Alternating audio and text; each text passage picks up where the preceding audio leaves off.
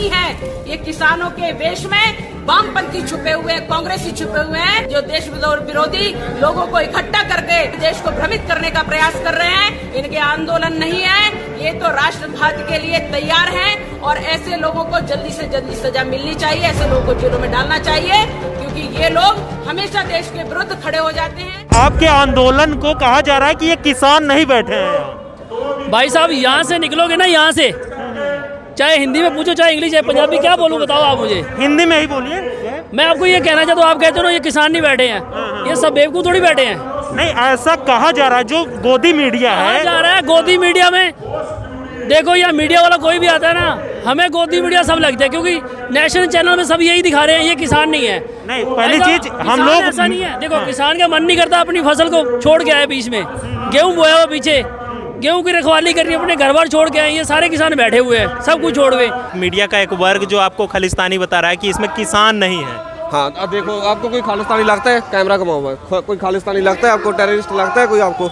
नहीं ना। देखो, हम तो खालिस्तानी बोल रहे हैं, जो जहाँ आतंकवादी बोल रहे हैं, हम तो शांति से प्रोटेस्ट कर रहे हैं। पिछले 2 महीनों से हम ट्रैक पर बैठे थे, अब हम यहाँ हैं। हमारी तरफ से कोई गड़बड़ी नहीं हुई है, कोई पथराव नहीं हुआ है आज तक।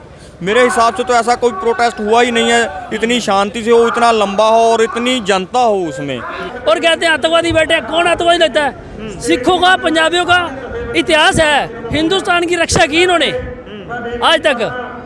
बॉर्डर पे बैठा, ये सिचुएशन आ गई, बॉर्डर पे किसान का बेटा बैठा देश की रक्षा कर रहा है, और किसान खुद अपने हकों की लड़ाई के लिए यहाँ बैठा हुआ है। ये देखो 70 साल की एज में यहाँ आंदोलन में बैठे हुए हैं। गोदी मीडिया का क्या है, वो तो कुछ भी कह रहे हैं। कब कहते हैं कि, कभी कहते हैं नक्सलाइट हैं, कभी कहते हैं खालिस्तानी है, जो उनकी दाल गल नहीं रही है। अलग अलग तरह से वो हमको बदनाम तो कर रहे हैं। तो एमएसपी को लेकर जो कहा जा रहा है, वो क्या मतलब कि गारंटी तो दी जा रही है कि आपको एमएसपी? गारंटी तो दीजिए, कहा था मोदी ने, ये था 15 लाख आएंगे, पर आगे कहने से क्या होगा? रिटर्न में चाहिए हमें। कि जो कह रहे हैं कि एमएसपी की गारंटी लेंगे, लेकिन जो कॉर्पोरेट घराने हैं वो एक बार तो हमें देंगे लालच, उसके बाद जो हमारी सरकारी मंडियां हैं वो धीरे धीरे बंद होनी शुरू हो जाएंगी। जैसे कि हमारे सरकारी स्कूलों में हो रहा है, वहाँ की प्राइवेट स्कूल साथ में खुल गए हैं, उनकी सहूलतें देखकर लोग उसमें चले गए हैं, और उन स्कूलों का, बस सरकारी स्कूल का बिल्कुल बुरा हाल है। इसी तरह से मंडियों में होगा, जब मंडियां, सरकारी मंडियों में कोई खरीद नहीं आएगी तो धीरे धीरे मंडियां खत्म हो जाएंगी, और उसके बाद वो अपनी मनमानी से हमारी फसल का भाव लगाएंगे। एमएसपी पे वो नहीं लेंगे, सरकारी खरीद होगी नहीं, तो क्या करेंगे हम? एमएसपी तो है, वो खरीद नहीं रहे, सरकारी खरीद कोई एजेंसी नहीं रहेगी, तो हम क्या करेंगे? कोई मंत्री नेता आपसे बात करने नहीं आया, क्या चाहते हैं कि यहाँ कोई आए आपसे बात करें? हमारे जो नेता हैं वो उनके साथ मीटिंग करें। हम यहाँ नहीं चाहते कोई मंत्री आए, क्योंकि यहाँ अगर मंत्री आ गए ना तो वो खाली हाथ वापस नहीं जाएगा। ऐसा क्यों? ऐसा हमारा गुस्सा देखो, हम 15-16 दिनों से, ये बुजुर्ग देखो कितनी उम्र है इनकी।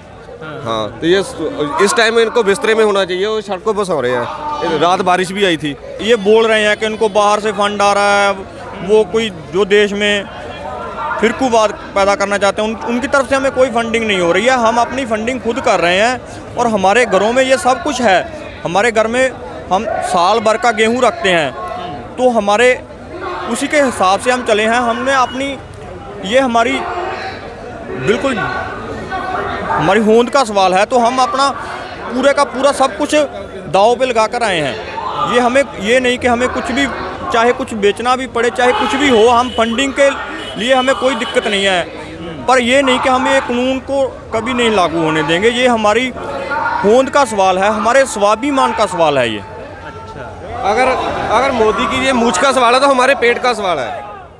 आपका मुद्दा बनेगा देश का मुद्दा।